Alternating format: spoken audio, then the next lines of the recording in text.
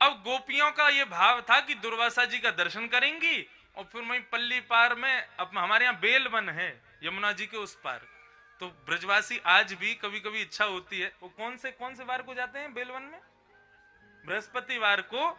आज भी कई ब्रजवासी बेलवन भोजन पका के ले जाते हैं, बना के ले जाते हैं, वहां लक्ष्मी जी का मंदिर है, वहां लक्ष्मी जी के दर्शन करते हैं, फिर वहां पे पिकनिक करते हैं ब्रजवासी, वहां ठाकुर जी पिकनिक करते थे, इसलिए आज भी ब्रजवासी वहां जाते हैं। ले चलेंगे आपको कभी।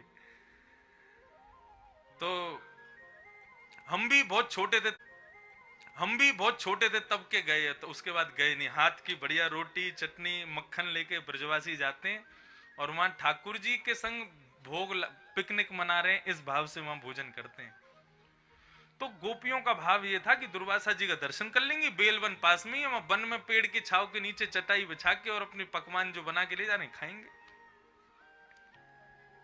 दुर्वासा जी के दर्शन किए, प्रणाम किया। अब गोपियों के मन में भाव आया, हम अकेले का खावे, बाबा को भी दो चार पूड़ी दे दें। बोले बाबा हम तो यहाँ भोजन करवे आई, तो कछु हमारे पास सामग्री रखी, आप कहो तो थोड़ी बहुत आप भी न पाई लो, बिल्कुल देसी घी में सिद्ध करी हमने। दुर्वासा जी बोले कहाँ है? बोले ये डलियाओं में रखे, पूड़ी साग सब्जी सब रखे। दो चार पूड़ी निकाल के गोपी ने दी, तो बोले अरे नहीं ऐसे नहीं दो, ऐसे नहीं देते संत को। तो क्या करें? बोले हमें काम, हम अपना मुंह खोल देते हैं, तुम पूरी डलिया की डलिया उड़ेल देना उसमें। और दुर्वासा जी ने ये विशाल मुंह खोला और गोपियां उसमें जा जा करके डलिया उड़ेल दे, पूरा गप से खा जाए। गोपियां सब चिंतित होके बैठ गई, बोले वाह भाई इनकी तो भोजन की सीमा ही नहीं, इतना खाते हैं ये। और वैसे नाम है इनका दुर्वासा।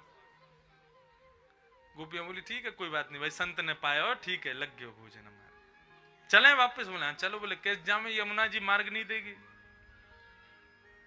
यमुना जी से जाकर के अब कहने लगी, बोले वही वाली बात जो उस पार से कही, तो यमुना जी ने मार्ग नहीं दिया।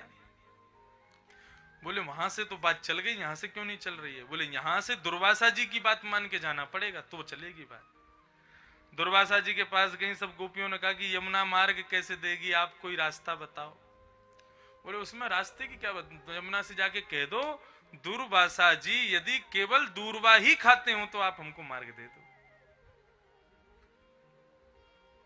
गोपियां मन में विचार करने लगी, बोले बारे बाबा हमारे सबरे 100-150 गोपीन के भोजन को अकेलो चट्ट कर गो, डकारू नहीं मारी तेने, और तू कह रो तू दुर्वासा खावे, दूरवा खावे। जा